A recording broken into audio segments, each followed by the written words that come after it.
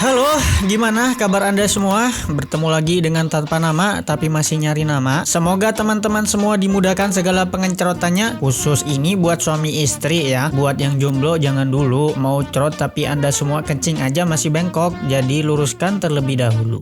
Oke, film kali ini menceritakan tentang seorang wanita yang menjadi korban pengenceritan ayah tirinya, tetapi malah menjadi tersangka. Lah, kok bisa? Maka dari itu, siapkan tisu, tutup rapat-rapat pintu, dan let's trot.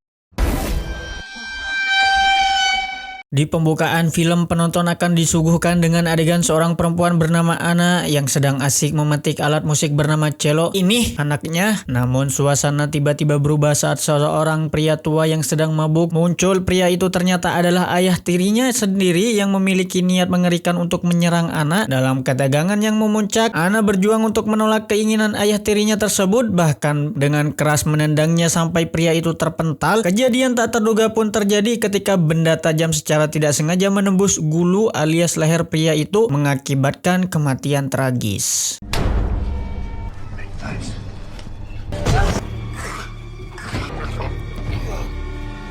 Akibat dari insiden itu, Anna dibawa ke kantor polisi dan malah dinyatakan bersalah. Di pengadilan dia dijatuhi hukuman penjara selama 4 hingga 9 tahun. Keputusan tersebut membawa penonton untuk mengikuti perjalanan Anna dari kejadian tragis itu hingga masa-masa sulit yang dihadapinya di balik jeruji besi, sambil menjelajahi tema-tema tentang keadilan, perjuangan, dan konsekuensi atas tindakan yang diambil dalam situasi yang sulit. Is hereby sentenced to 4 to 9. Setelah melewati pemeriksaan medis, Anna kemudian dipindahkan ke sebuah sel di mana dia bertemu dengan seorang narapidana cantik bernama Jenny. Mereka berdua mulai menjalin persahabatan yang akan menjadi penting bagi petualangan yang mereka ke depannya. What's your name?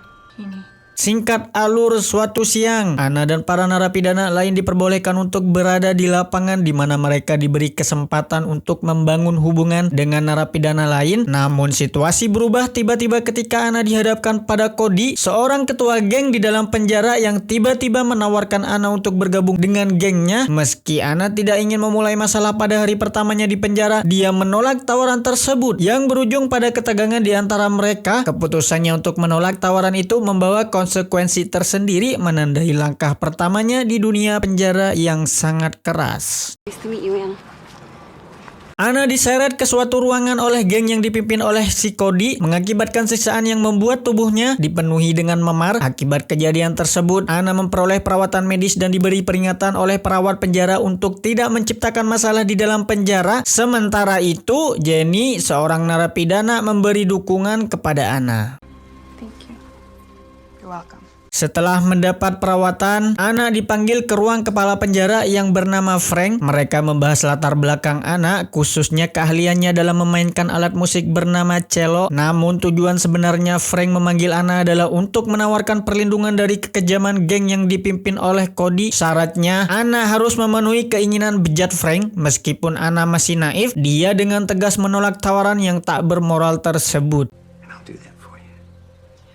Just take care of me. Okay. Setelah pembicaraan dengan Frank selesai, Anna kembali ke selnya dan mulai berbagi pengalaman tersebut kepada Jenny, mengungkapkan perlakuan tidak pantas yang dia terima dari Frank. Hal ini menandai awal dari konflik internal yang lebih dalam di antara Anna dan dunia penjara yang keras. Beberapa hari kemudian, Anna sekali lagi menjadi sasaran intimidasi dari sekelompok geng kulit hitam. Kepalanya terkena pukulan bola, menyebabkan rasa sakit dan cenut-cenut yang menjalar di kepalanya. Merasa kesal dengan perlakuan geng tersebut, Anna memutuskan untuk mencari perlindungan di dalam dunia geng dari seseorang yang disebut Gencho. Namun ternyata masuk ke dalam geng bukanlah hal yang mudah. Cody memimpin geng tersebut menuntut Anna untuk menyerang dan mengalahkan ketua geng kulit hitam. Sementara Cody dan kelompoknya akan melakukan tindakan aneh sebagai bukti kesetiaan dan sebagai antisipasi jika Anna memutuskan untuk mengkhianati mereka. Doing what I think you're doing? So you realized you can't make it on your own? Setelah insiden itu, Anna dipenjara di ruang isolasi tanpa sehelai benang pun untuk menutupi tubuhnya. Namun tak berapa lama kemudian, Anna dipanggil kembali ruangannya oleh Frank. Frank kembali menawarkan kesempatan untuk keringanan dengan syarat Anna harus melakukan apapun yang diminta oleh Frank. Hal ini menunjukkan konflik yang semakin dalam bagi Anna dan dalam menjaga integritas dan martabatnya di tengah tekanan yang semakin meningkat di dalam penjara. You're gonna give me the best blowjob you've ever given. Kali ini Ana terperangkap dalam keputusan sulit untuk tidak kembali ke ruangan isolasi, sehingga akhirnya dia memilih untuk memenuhi permintaan tidak bermoral dari Frank dengan menyerahkan tongkat ajaib miliknya. Keesokan harinya, Ana hadir di ruang geng yang dipimpin oleh Cody, di mana dia diwajibkan untuk mendapatkan tato sebagai tanda keanggotaan di geng tersebut. Melalui proses inilah Ana menjadi bagian dari dunia genco, di mana dia mulai memahami lebih dalam mengenai udut alias rokok.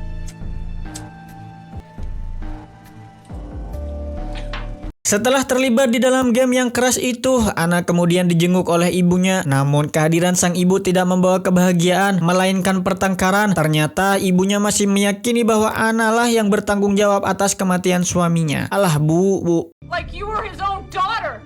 Don't ever come back here. Beberapa jam kemudian ketika Ana berada bersama geng Cody, mereka tiba-tiba diserang oleh kelompok geng kulit hitam. Perkelahian pun tak terhindarkan, menghindarkan konflik dan ketegangan yang semakin meningkat di dunia keras dalam penjara.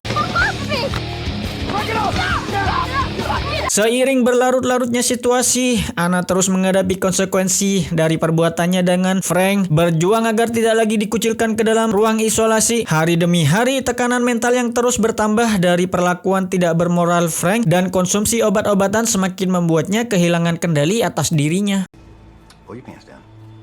Suatu hari, ketika Ana tengah terjerumus dalam penggunaan narkotik, Cody yang masih menyimpan kepedulian mencoba merayu Ana agar menghentikan kebiasaan buruknya. Namun Ana menolak dengan keras dan meledak dalam histeria, menarik perhatian para penjaga penjara. Ancaman bunuh diri pun diungkapkan, namun upaya itu digagalkan oleh petugas. Akibatnya, Ana kembali terisolasi dalam ruangan tanpa memiliki apapun untuk menutupi dirinya.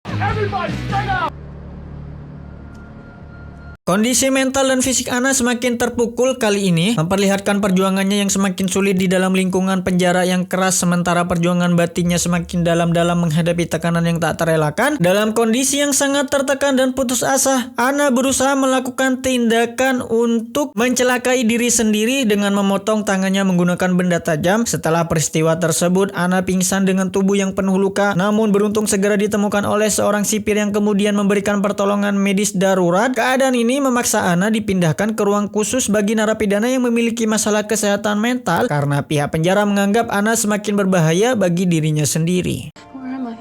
Suicide watch. Saat ibunya mengetahui kondisi mental Ana yang buruk, hatinya luluh. Ibunya kembali menjenguk Ana meskipun sebelumnya telah menjauh. Dalam kunjungannya, ibu Ana menyalahkan dirinya sendiri atas kondisi putrinya, berjanji untuk mencari jalan keluar dari situasi tersebut. Itulah menjadi titik balik yang sangat diharapkan bagi seorang Ana. I'm so sorry.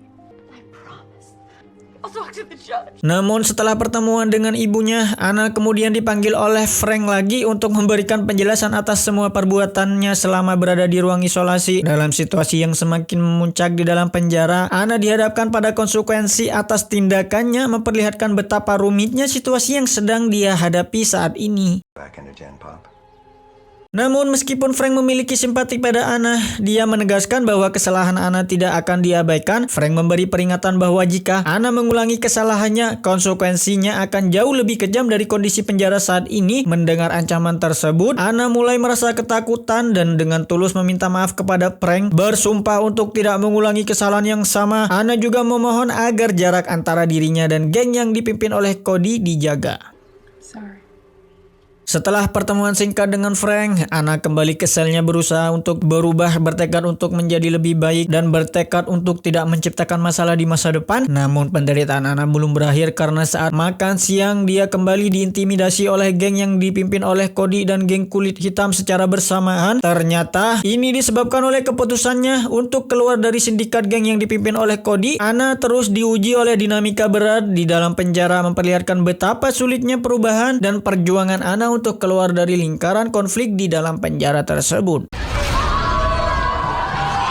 Dalam penggalan cerita, malam tiba saat Ana tengah membersihkan lantai penjara. Pada kesempatan ini, Ana dipanggil oleh Frank lagi. Namun kali ini dia diminta untuk melatih kembali keterampilannya dalam memainkan alat musik cello. Alasannya, akan ada pertunjukan bakat bagi narapidana dalam waktu yang dekat.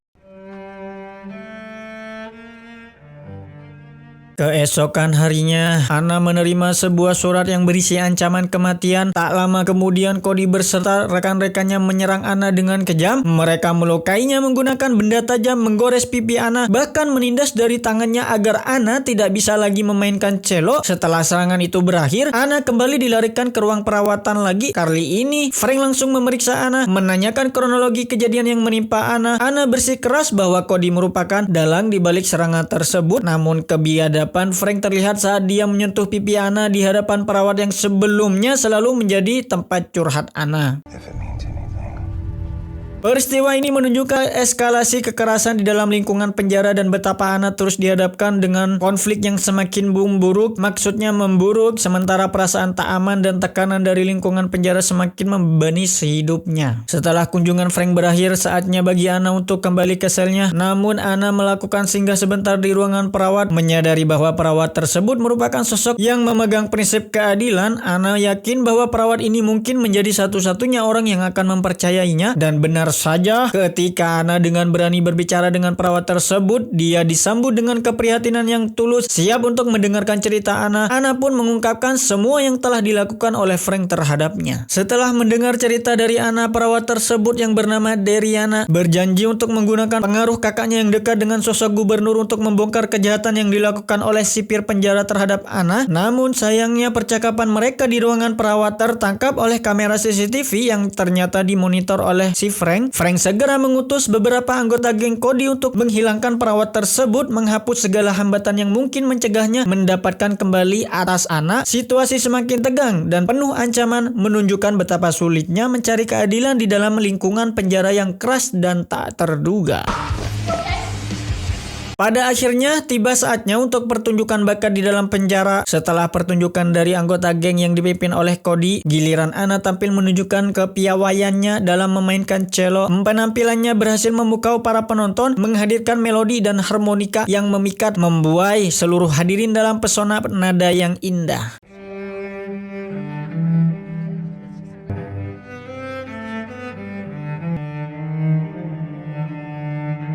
Setelah acara selesai, Frank mendekati Anna dengan kabar baik. Dia membawa berita tentang persidangan pembebasan bersyarat yang akan dilakukan di bulan depan. Dengan berita itu, Frank langsung menggarap sawah milik Anna dengan sukacita. Keesokan harinya, Anna menerima pemberitahuan resmi mengenai persidangan pembebasan bersyarat yang akan dilaksanakan.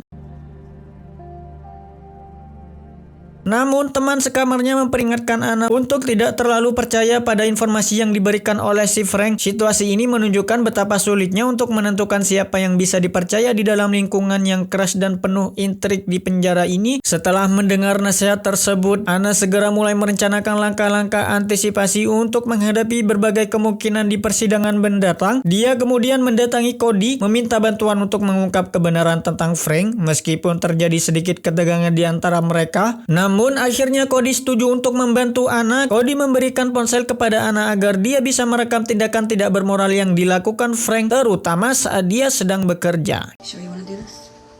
Got no choice.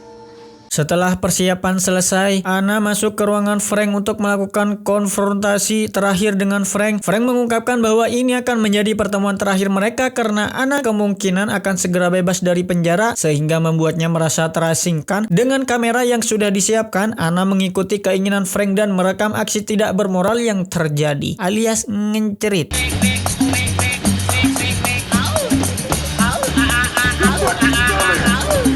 Saat hari persidangan tiba, Anna dihadapkan pada beberapa pertanyaan mengenai alasannya mengapa seharusnya dia dibebaskan. Anna dengan tegas menyatakan bahwa sikapnya telah berubah 180 derajat sejak berada di penjara. Ketika sidang memberikan pertimbangan mengenai keputusan yang harus diambil terkait nasib Anna, mereka melihat riwayat hidupnya yang jauh dari tindakan kriminal. Mereka menemukan bahwa Anna merupakan individu yang baik dan cerdas, sebuah citra yang sangat berbeda dengan perilaku kriminalnya. Hasilnya, sidang memutuskan untuk membebaskan si Anna. I feel terrible that it happened.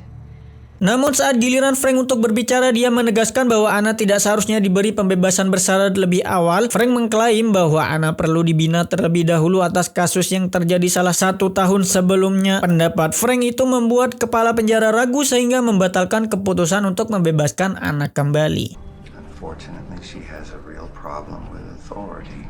Ana yang merasakan situasi tersebut akan berbalik menimpa dirinya, segera mengeluarkan ponselnya. Dia memutar video yang memperlihatkan perilaku memalukan dari kepala penjara tersebut. Video itu langsung memicu kontroversi di antara para pihak penyidang. Akibatnya, sidang langsung mengeluarkan perintah untuk menangkap kepala penjara di tempat pada saat itu juga. Hal ini menunjukkan betapa tegangnya situasi di dalam sidang dan betapa pentingnya kebenaran di hadapan hukum. Para penyidang sangat menghargai keberanian Ana dalam mengungkapkan segala kejahatan yang terjadi di dalam penjara. Film ditutup dengan aksi memukau Ana saat ia memainkan cello di sebuah tempat yang disebut konservatorium. Penampilan Ana mendapat apresiasi luar biasa dari para hadirin, sementara keberadaannya dalam mengungkapkan kebusukan di penjara menjadi poin fokus yang mempengaruhi keputusan di dalam sidang. Tamat, habis, udahan, bubar.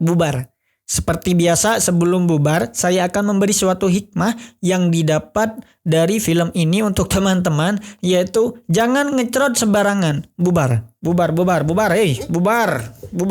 Thank you, love you. Jangan lupa like ya dan subscribe. Terima kasih.